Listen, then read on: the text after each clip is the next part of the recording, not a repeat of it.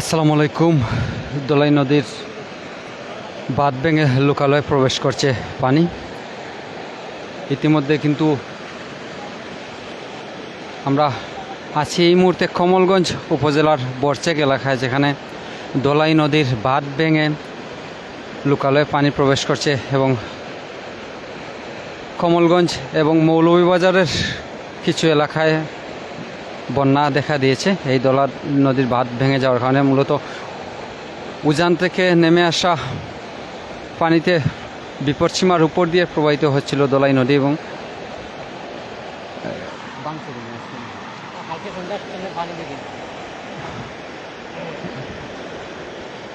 এই মুহূর্তে আমরা দাঁড়িয়ে আছি ঠিক যেই জায়গায় দোলাই নদীর বাঁধটি ভেঙে পানি প্রবেশ করছে, ঠিক সেই জায়গায় হয়তো পানির গর্জন আপনারা শুনতে পাচ্ছেন। অবিরাম গর্জন এবং অবিরাম বর্ষণের ফলে কিন্তু প্রতিনিয়ত সিলেট, সুনামগঞ্জ, মৌলভীবাজারের বিভিন্ন এলাকা বন্যা কবলিত হয়ে পড়ছে। হয়তো এলাকার মানুষের প্রচেষ্টা ছিল বাঁধটি রক্ষার জন্য, কিন্তু শেষ পর্যন্ত আর শেষ রক্ষা হয়নি। বাঁধটি ভেঙে লোকালয়ে পানি প্রবেশ করতে শুরু করে এবং ইতিমধ্যে কিন্তু অনেক এলাকা প্লাবিত হয়েছে। এই দোলাই নদীর দুই পাশেই কিন্তু ভাঙন সৃষ্টি হয়েছে। নদীর চৈত্রঘাট এবং বরচেক নদীর দুই পাশ দিয়েই কিন্তু ভাঙন সৃষ্টি হয়েছে এবং প্রচুর পরিমাণে পানি কিন্তু প্রবেশ করছে লোকালয়ে। আমরা ঠিক এখন বাঁধের যেখানে ভাঙন সৃষ্টি হয়েছে ঠিক সেই জায়গা থেকেই কিন্তু আপনাদেরকে দেখানোর চেষ্টা করছি। একটু লাইট লড়াইও দেখাই হবে। এখনও কিন্তু প্রচুর পানি, এখনও বিপদসীমার উপর দিয়ে প্রবাহিত হচ্ছে দোলাই নদীর পানি এবং প্রচুর পানি কিন্তু ভাঙনের ফলেও এখন পর্যন্ত নদী স্রোত কিন্তু কোনো কমতি দেখা যাচ্ছে না। এখন প্রচুর পানি নদীতে এবং একাধারে পানি কিন্তু প্রবেশ করছে। এভাবে পানি যদি প্রবেশ করতেই থাকে তাহলে কিন্তু নতুন নতুন এলাকা আরও প্লাবিত হবে। আমরা যদি আপনাদেরকে দেখাই, এদিকে কিন্তু অনেক গ্রাম, কয়েকটি গ্রাম এখান থেকে শুরু করে মৌলভীবাজার সদর উপজেলার মাতারকাফন, শিমুলতলা এবং শ্যামেরকুনা সহ কিন্তু অসংখ্য গ্রাম কিন্তু প্লাবিত হচ্ছে এই দোলাই নদীর ভাঙনের ফলে।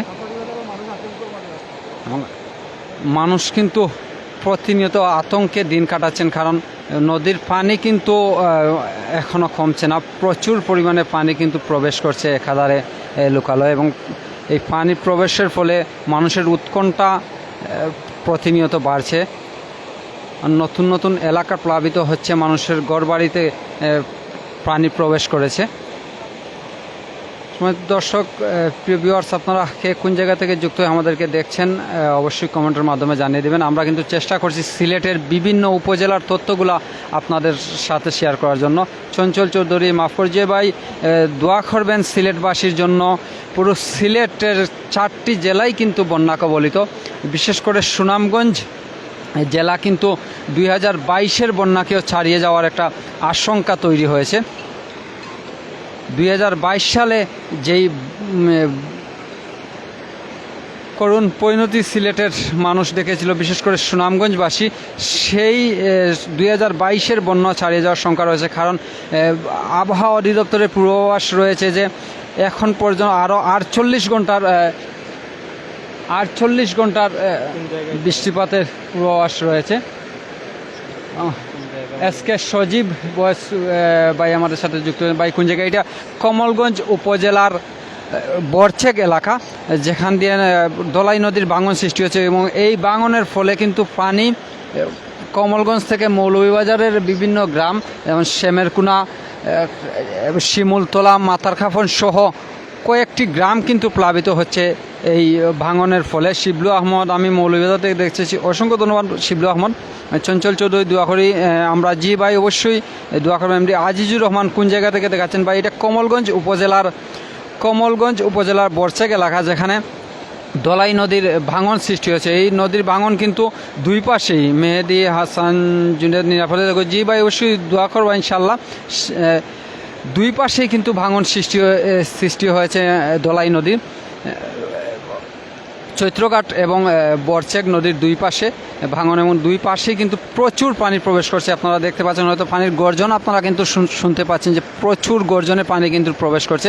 কারণ ভারতের আসাম এবং মেঘালয় চেরাপুঞ্জিতে কিন্তু প্রচুর পরিমাণে বৃষ্টি হচ্ছে। বৃষ্টির ফলে সিলেটের বিভিন্ন জেলা উপজেলাগুলোতে বন্যা দেখা দিয়েছে। সিলেটের সবকটি উপজেলা কিন্তু বন্যা কবলিত হয়েছে এবং সুনামগঞ্জের বেশিরভাগ জায়গায় কিন্তু মানুষ পানিবন্দী হয়ে পড়েছেন। বিশেষ করে ছাতক, দোয়ারাবাজার এবং তাহিরপুর এগুলোর মানুষ কিন্তু ঘর বাড়ি ছাড়া এবং প্রায় 60 লক্ষ মানুষ, অর্ধ কোটিরও বেশি মানুষ কিন্তু পানিবন্দী হয়ে পড়েছেন। এবং সিলেটের যে আশ্রয় কেন্দ্রগুলো খোলা হয়েছে সেই আশ্রয় কেন্দ্রগুলোতে তিল ধারণের কোনো জায়গা কিন্তু নাই। মানুষ এখনও অনেক মানুষ আশ্রয় কেন্দ্রে আসতে পারেনি বা হয়তো আসার মতো কোনো সুবিধা পাচ্ছেন না। মানুষ কিন্তু পানিবন্দী হয়ে বিপর্যয়ে আছেন সিলেট এবং সুনামগঞ্জের অনেক মানুষ। মৌলভীবাজারের বেশ কয়েকটি উপজেলা, মৌলভীবাজার সদর উপজেলা, কমলগঞ্জ, জুড়ি, বললেখা সহ মৌলভীবাজারের বিভিন্ন উপজেলা কিন্তু বন্যা আক্রান্ত হয়েছে। বিশেষ করে মৌলভীবাজারের হাকালুকির হাওর এবং বিভিন্ন নদ নদীর পানি বৃদ্ধি পেয়েছে। মনু নদী, কুশিয়ারা এবং দোলাই নদীর পানি বিপদসীমার উপর দিয়ে প্রবাহিত হচ্ছে এবং বিভিন্ন জায়গায় কিন্তু নিম্নাঞ্চলগুলো প্লাবিত হচ্ছে এবং দোলাই নদীতে ভাঙন সৃষ্টি হচ্ছে, যেটা আপনারা ইতিমধ্যে দেখতে পাচ্ছেন। তো আমরা আমাদের সাথে কিন্তু আছেন স্বাধীন বাংলা অনলাইন টিভির খালেদ আহমদ। আমি খালেদ ভাইয়ের কাছে এখন মাইক্রোফোন হস্তান্তর করব।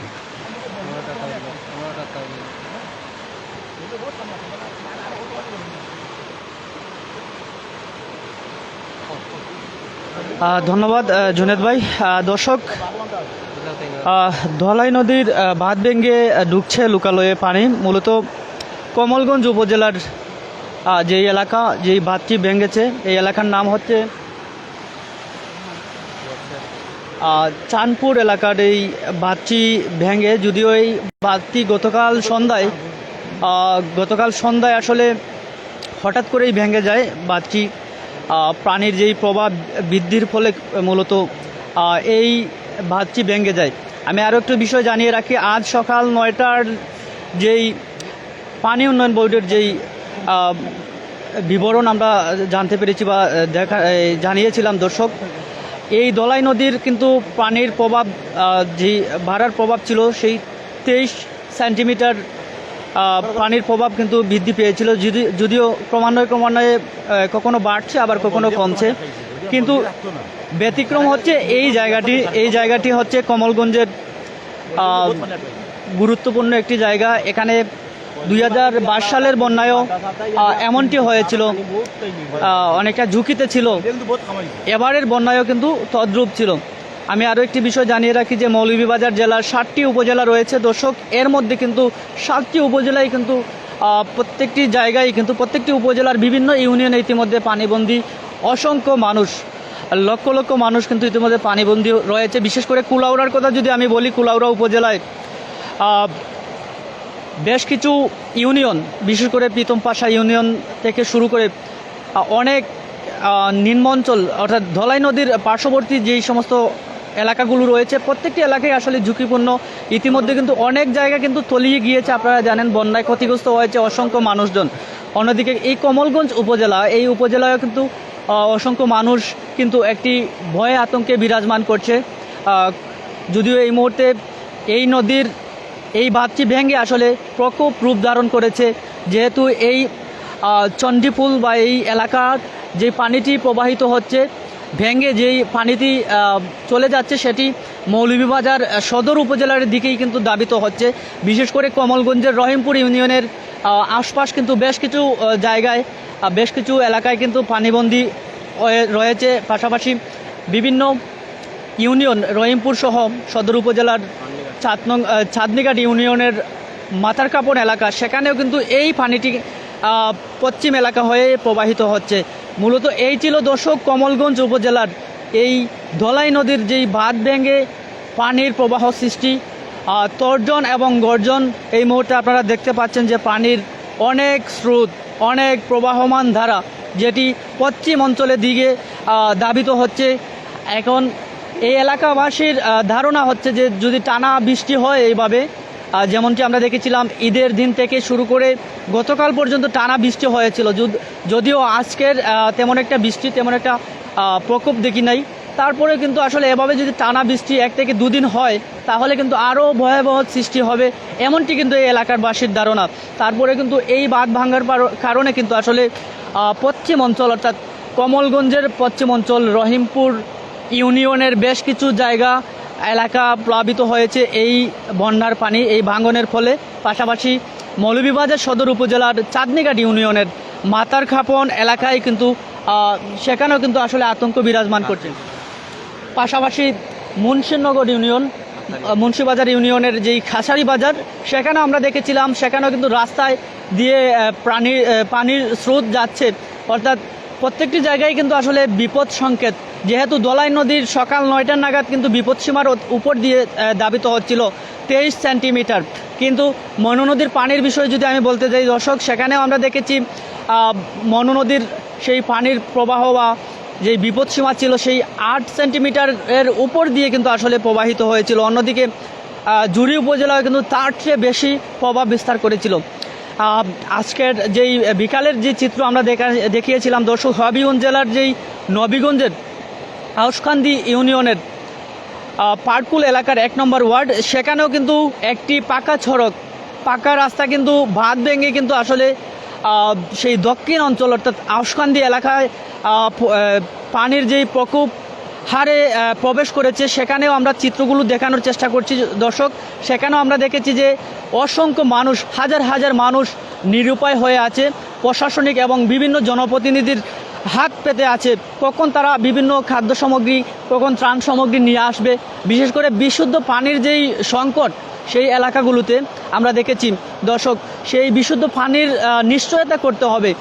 যেমনটি এই যে ধলাই নদীর যেই বাঁধ ভাঙনের ফলে কিন্তু রহিমপুর ইউনিয়ন, চাঁদনীঘাট ইউনিয়নের মাথারকাপন এলাকা, খাসারি বাজার সহ বেশ কিছু ইউনিয়ন অর্থাৎ কমলগঞ্জ এবং মৌলভীবাজারের 2 উপজেলায় কিন্তু আসলে কয়েকটি ইউনিয়নে আসলে প্লাবিত হচ্ছে। কেননা এই ধলাই নদী হচ্ছে মৌলভীবাজার জেলার অন্যতম একটি নদী।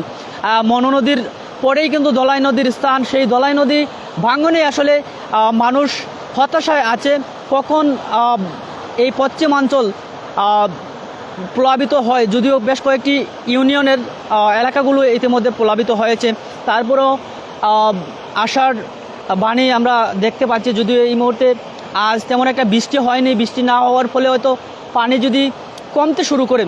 যদিও আমরা দেখেছি দর্শক, মনু নদীর যে অবস্থা আমরা জানাতে চাই, মনু নদীর অবস্থা কিন্তু অনেকটা ভালোর দিকে আমরা দেখতে পাচ্ছি। যদিও বিকালের যে চিত্র আমরা দেখেছিলাম বিকাল 3টা নাগাদ, সেই চিত্রতে আমরা যদি বলি যেভাবে পানি বৃদ্ধি পেয়েছিল, কিন্তু সন্ধ্যার পরে আমরা সরজমিনে দেখে এসেছি সেখানে আসলে তেমন একটা ঝুঁকিপূর্ণ নেই। যদিও কুশিয়ারা নদীর পানি আসলে বিপদসীমার অতিক্রম করেছে, কেননা সেখানে পার্কুল এলাকা, আউশকান্দি নবীগঞ্জ উপজেলার আউশকান্দি এলাকার যেই পার্কুল 1 নম্বর ওয়ার্ড, সেখান থেকে 1 এবং 4 নং ওয়ার্ড সম্ভবত, এই 2টি ওয়ার্ডে কিন্তু আসলে বিপদসীমার উপর দিয়ে যাচ্ছে। কেননা সেখানে হচ্ছে নবীগঞ্জের বেশ কিছু, নবীগঞ্জের প্রায় ইউনিয়নই কিন্তু আসলে নিম্নভাগে, সেই নিম্ন অঞ্চল থাকার কারণে আসলে সেই নবীগঞ্জের হতাশাগ্রস্ত মানুষ। কেননা ইতিমধ্যে ইনাদগঞ্জেরও বেশ কিছু জায়গা আমরা দেখেছি, সেখানে কিন্তু পানিবন্দী মানুষ, রাস্তায় পাকা রাস্তা পর্যন্ত কিন্তু পানির যেই প্রকোপ হারে বৃদ্ধি পেয়েছে, তাদেরকে আসলে মানুষজন আসলে অনেকটাই কিন্তু হতাশা, কখন পানি চলে আসে বাড়িতে। যদিও বেশ কিছু অঞ্চল কিন্তু বাড়িতে পানি উঠে গেছে, তাদের বাড়ির আঙিনায় কিন্তু পানি চলে আসছে। যদিও আমরা এই মুহূর্তে কথা বলার চেষ্টা করব, এখানে স্থানীয় অনেক ব্যক্তিবর্গরা আছেন, আমরা চেষ্টা করব এখানে কথা বলার। আমরা জানবো এই ধলাই নদীর অবস্থান বিষয়ে। আসলে গতকাল সন্ধ্যায় আমরা এই একজন ভাইকে আমরা পেয়ে গেলাম। গতকাল সন্ধ্যায় আমরা শুনেছি এই এলাকায় আসলে নদী ভাঙনের ফলে পশ্চিম অঞ্চল আসলে দাবিত হচ্ছে পানিতে। ভাই যদি একটু কইতা যে আজকের যেই পরিবেশ, যেই পানি বৃদ্ধি পাইল, আসলে কেমন বৃদ্ধি পাইল, আর গতকালকে তুলনায় আজকের পানি কেমন বাড়ছে? অনেক গতি হয়ে বাড়ছে ভাই, অনেক গতি। কালকে যে পরিমাণ পানি আসিল, রাতকে আমরা দেখছি 12টা উঠাইয়া যে পানি দিয়েছি অবস্থা পানি বাড়ে, এ গতি পরিমাণে 5 ডাবল পানি স্পিডে পানিটা বাড়তেছে। আমরা কাছারি বাজার যে হরিছে পানি আসিল, আমরা অনেক ব্যবসায়ী যারা আছে, এটা আছে কেউ আছে ধান স্টক আছে ভাই, আমরা 500 বস্তা মতন ধান আছে, এই ধানগুলো আমরা যে বাটে জট ফরিয়ে রাইতেও পারতাম না ভাই। 4 ইঞ্চি বেশম আছে বাজারে পানি উঠা, 4 ইঞ্চি বেশম আছে, 4 ইঞ্চি জায়গায় আমরা ধান হরাই মুখিলা আর ওটা থরি ইয়কর মুখিলা। কোনো ব্যবসায়ী গীতে ফোন দিয়া ব্যবসায়ী গীতে আমরা পারাম না। মানে ব্যবসায়ী এমন ফোন দিলে প্রতি মনত 100 টাকা করে কম দে, 100 টাকা করে কম এ লস কি হরিয়া পাই। আমরা এসব মানুষের কাছে ধান জমা আনছি, মানুষে আমরা এ ধরবো বেরিয়ে। এখন আমরা এমন বিপদে পড়ছি এই কোনো মধ্যে কুলমি না পারাম না। আমি হইলাম ভাই ইয়র রাজনগরের তানোয়ার মানুষ, 13 ইউনিয়নের মানুষ আমি। আমরা ভাই পরাইয়ার বন যে আছে সারাটা ডুবাই। আমরা এ সাইড দেন, এ সাইডটা বল থাকতো, সামনের কোনো জায়গায় ধান পাওয়া থাকতো। আমরা এদিকটা ইয়া উঠিয়া এদিকে আশ্রয় দিতাম। মানে এদিকে পানি এদিকে বাড়ি, আমার বাড়ির সাইডে একবারে বাড়ির সাইডে আঙ্গিনার সাইডে পানি লাগাই। মানে আমি আশ্রয়টা কীভাবে আমি আশ্রয়টা লইব ভাই? আশ্রয়টা কোনো লোয়ার মতন নাই, অনাহারে মরতাম হইব, এছাড়া কোনো গতি নাই। বাজারও ইয়া দেন কাম কাজ করবো, এই কাম কাজের কোনো গতি নাই। এমন দিকে সব দিকে ইয়ে পানি। এটার উদ্যোগ কেউ লোন না, আল্লাহ কেন লোন না খান আমি নিজেও জানতাম না ভাই। কেন আমরা তো এ যে পরিস্থিতি, এই পরিস্থিতি আমরা এখন বাসরের মতো কোনো উপায় নেই। কেন আগে নদীর এই সাইডে আইলে আমরা সাইডে বাস করতে পারতাম, দৌড়িয়া ইয়া লইতে পারতাম, কেউ বাসায় বাসায় উঠতাম পারতাম। এখন এই অবস্থা নাই ভাই। ও শেষ ভাই আমার বলা। ধন্যবাদ। আমরা একজন ভাইয়ের সাথে আমরা কথা বলছিলাম, আসলে তিনিও এমনটি জানিয়েছেন। তিনি ব্যবসায়িক পারপাসে তিনি আসলে এই খাসারি বাজার অর্থাৎ পতনুষা ইউনিয়নের খাসারি বাজার এলাকায় তিনি আসলে দীর্ঘদিন ধরে ব্যবসা করে আসছেন। ওনারও কিন্তু আসলে ব্যবসায়িক ক্ষেত্রে আসলে ওনার যেই ধানের ব্যবসা করেন তিনিও কিন্তু আসলে হতাশাগ্রস্ত। কেননা ইতিমধ্যে কিন্তু পতনুষার খাসারি বাজার এলাকায় আমরাও দেখে আসছি, সেখানে রাস্তায় কিন্তু আসলে পানি টইটম্বর করছে। কেননা এই পানিটি আসলে এইদিকে চলে যাচ্ছে পশ্চিম এলাকা হয়ে উত্তরাঞ্চল বা দক্ষিণাঞ্চল সব দিকে আসলে বিরাজমান করছে। তো এই ছিল দর্শক ধলাই নদীর এই সর্বশেষ পরিস্থিতি। যদিও গতকাল থেকে এখন অবধি পানির যেই স্রোতধারা, সেই স্রোতধারায় কিন্তু ধলাই নদী, কমলগঞ্জের ধলাই নদী ভাঙনের ফলে পশ্চিম অঞ্চল ধাবিত হচ্ছে। তার ফলে কিন্তু আসলে দীর্ঘ ভোগান্তিতে পড়তে হচ্ছে জনসাধারণের। কেননা ইতিমধ্যে ধলাই নদীর যেই পানি কাল সন্ধ্যা থেকে যেই ভাঙনের দেখা দিয়েছে, এখন পর্যন্ত আসলে পানির প্রকোপ হারে কিন্তু স্রোতধারা বয়ে কিন্তু আসলে সেই পশ্চিম অঞ্চল দিয়ে বয়ে যাচ্ছে।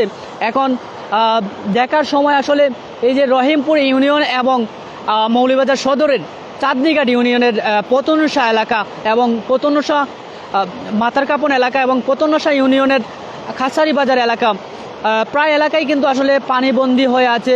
রাস্তায় কিন্তু টইচম্বর এবং ব্যবসায়িক প্রতিষ্ঠানগুলোতেও আসলে অল্প কিছু সময় হলেই কিন্তু আসলে পানি বৃদ্ধি পাবে। তো এই ছিল আমার কাছে সর্বশেষ থাকা এই রিপোর্ট। আমরা আমন্ত্রণ জানাচ্ছি জুনেদুর রহমান ভাইয়ের সাথে কাছে আমি মাইক্রোফোন হস্তান্তর করছি।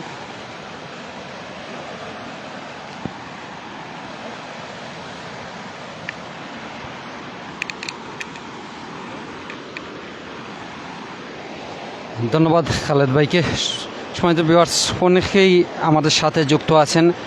আমরা আবারও আপনাদেরকে সিলেটের যে 4টি জেলা রয়েছে, 4টি জেলার যে তথ্যগুলো আমাদের কাছে আছে আমরা আপনাদেরকে জানিয়ে দেওয়ার চেষ্টা করব।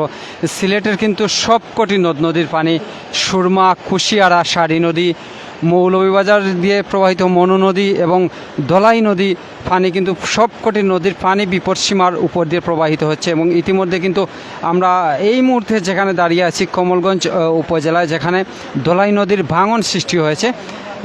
ধলাই নদীর এই ভাঙনের ফলে কিন্তু গতকাল থেকে পানি লোকালয়ে প্রবেশ করছে এবং এখন পর্যন্ত কিন্তু পানির স্রোতের কোনো কমতি নেই এবং প্রতিনিয়ত মনে হচ্ছে যে পানির গতি বেড়েই চলেছে। এবং আমরা আপনাদেরকে দেখিয়েছিলাম বিকালের দিকে কুশিয়ারা নদীর যে বর্তমান যে পরিস্থিতি, কুশিয়ারা নদীর পানিও কিন্তু প্রতিনিয়ত বাড়ছে এবং লোকালয়ে প্রবেশ করছে। আমরা দেখিয়েছিলাম নবীগঞ্জ উপজেলার পারকুল এলাকা দিয়ে কিন্তু প্রচুর পরিমাণে কুশিয়ারা নদীর পানি লোকালয়ে প্রবেশ করছে এবং এলাকাগুলো প্লাবিত করছে, নতুন নতুন এলাকা প্লাবিত হচ্ছে।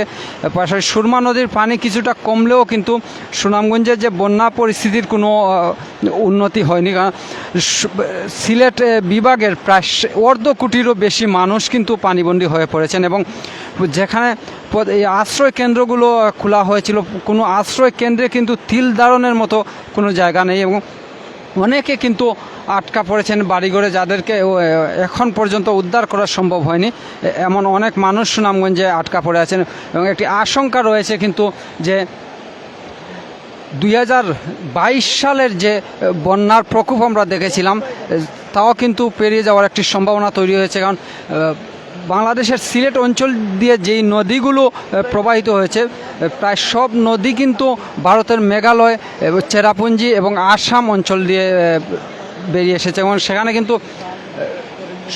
সবচাইতে বেশি বৃষ্টিপাত, ভারতবর্ষের সবচাইতে বেশি বৃষ্টিপাত হয়ে থাকে ভারতের মেঘালয় অঞ্চলে এবং সেই দিক থেকেই কিন্তু বাংলাদেশের সিলেট অঞ্চলে নদীগুলো বেরিয়ে আসার কারণে সেখানে বৃষ্টির ফলে কিন্তু প্রচুর পরিমাণে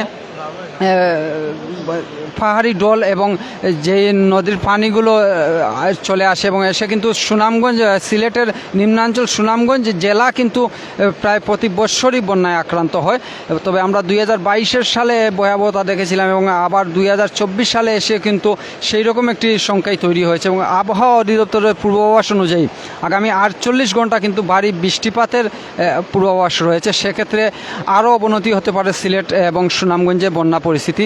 সিলেট, সুনামগঞ্জ এবং মৌলভীবাজারের বিভিন্ন উপজেলা কিন্তু বন্যায় আক্রান্ত হয়েছে, আমরা যেমনটা আপনাদেরকে জানিয়েছি, এবং সিলেট শহরের বিভিন্ন এলাকায় কিন্তু পানি প্রবেশ করেছে এবং জলাবদ্ধতার পাশাপাশি কিন্তু সুরমা নদীর পানিও প্রবেশ করেছে। আসলে বলা যায় যে সিলেট কিন্তু খুব নাজুক অবস্থার মধ্যে আছে। আমরা এই মুহূর্তে আমরা আহ্বান জানাবো যে 2022 সালে যেভাবে সিলেটবাসীর পাশে এসে দাঁড়িয়েছিলেন বিভিন্ন সামাজিক এবং মানবিক ব্যক্তিবর্গ, আবারও 2024 সালে আপনারা এগিয়ে আসার আহ্বান রইল। কারণ যে একটি কঠিন পরিস্থিতির সৃষ্টি হয়েছে, বৃষ্টি কিন্তু থামছেই না, প্রতিদিন সারা দিনই কিন্তু বৃষ্টি হচ্ছে। হয়তো দেখা যাচ্ছে রাতের দিকে হয়তো বৃষ্টি কিছুটা থামলেও শেষ রাত্রের দিকে বৃষ্টি শুরু হচ্ছে এবং সারা দিন কিন্তু বৃষ্টি অতিবাহিত হচ্ছে। হয়তো হালকা বৃষ্টি, মাঝারি এবং ভারী বর্ষণও কিন্তু প্রতিনিয়ত অব্যাহত আছে, যার কারণে বিভিন্ন নদ নদী এবং পাশাপাশি যে চড়াগুলো রয়েছে চড়াগুলোর কিন্তু ভরাট হয়ে গিয়েছে এবং চড়াগুলো ভরাট হওয়ার কারণে পানি হয়তো বেরিয়ে যেতে পারছে না এবং যার কারণে বন্যা পরিস্থিতি আরও ভয়াবহ রূপ ধারণ করছে। বিশেষ করে কুলাউড়া অঞ্চলে হাকালুকি হাওরের পানি কিন্তু ইতিমধ্যে বিভিন্ন এলাকা প্লাবিত করছেন, বিভিন্ন এলাকা। এবং আমরা জানতে জুড়ি উপজেলা কিন্তু সকালে আমরা জেনেছিলাম, আমাদের জুড়ি প্রতিনিধি হাবিবুর রহমান খান আমাদেরকে জানিয়েছিলেন যে 165টি গ্রাম কিন্তু জুড়িতে প্লাবিত হয়েছে এবং মৌলভীবাজারের বেশিরভাগ উপজেলা কিন্তু বন্যা কবলিত হয়ে পড়েছে। তাই আমরা আহ্বান জানাবো, বিশেষ করে এই মুহূর্তে খুব বেশি প্রয়োজন হচ্ছে শুকনো খাবার এবং বিশুদ্ধ পানি, খাবার, স্যালাইন। কারণ পানিবাহী রোগ কিন্তু ছড়িয়ে পড়ছে ইতিমধ্যে। তো শুকনো খাবার, স্যালাইন এবং কিছু ঔষধের প্রয়োজন যারা বন্যা আক্রান্ত হয়েছেন। আমরা মৌলভীবাজার মনু নদীর পার থেকে আপনাদেরকে দেখেছিলাম যে মনু নদীর বানবাসী যারা আছেন ইতিমধ্যে কিন্তু তাদের ঘরবাড়িতে পানি উঠে গেছে এবং অনেকেই রাস্তায় অবস্থান নিয়েছেন, তাঁবু টাঙিয়ে হয়তো রাস্তায় রাত্রি যাপন করছেন। আমরা সারা বাংলাদেশের সবার কাছে আমরা দোয়া চাইব এবং অবশ্যই বন্যার্তদের পাশে এগিয়ে আসবেন। আমরা কিছু সময়ের ভিতরেই বিদায় নেব। আমরা চেষ্টা করছি কিন্তু আমরা সিলেটের যে বন্যা পরিস্থিতির সর্বশেষ তথ্যগুলো আপনাদের সামনে উপস্থাপন করার জন্য। এই মুহূর্তে যারা আমাদের সাথে যুক্ত আছেন আপনারা লাইভটি শেয়ার করে দেবেন, সবাই শেয়ার করে সবাইকে দেখার এবং জানার সুযোগ করে দেবেন। সবাইকে এগিয়ে আসতে হবে এইরকম পরিস্থিতি মোকাবেলা। কারণ আমাদের দেশ কিন্তু নিম্ন আয়ের দেশ, স্বল্প আয়ের দেশ আমাদের। তাই হয়তো সরকারের একার পক্ষে কোনোভাবেই এই বন্যাগুলো মোকাবেলা করা সম্ভব নয় এবং সরকারি যে ত্রাণগুলো আসে খুবই সীমিত আকারে আসে এবং পর্যাপ্ত পরিমাণে কোন সময় না। তাই যদি সামাজিক সংগঠন এবং সামাজিক ব্যক্তিবর্গ আপনারা এগিয়ে আসলেই কিন্তু এর হয়তো মানুষের মধ্যে হয়তো কিছুটা সংকট নিরসন হতে পারে। মিনহাজ আহমদ, আল্লাহ সবাইকে হেফাজতে রাখতে আমিন।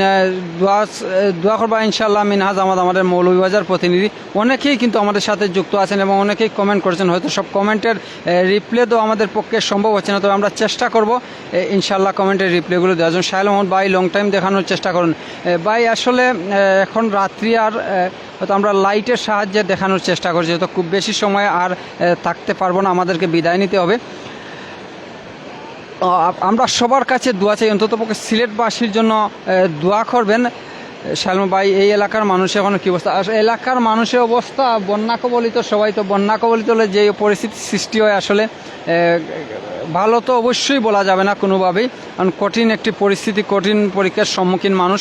আসলে এগুলার মূল কারণ আমাদের কিন্তু এই যে দলাই নদী, মনু নদী হয়তো খনন না করার কারণে, হয়তো নদীগুলো যদি খনন করা যেত এবং বাঁধের নিরাপত্তা নিশ্চিত করা যেত তাহলে হয়তো এইরকম পরিস্থিতির সৃষ্টি হতো না।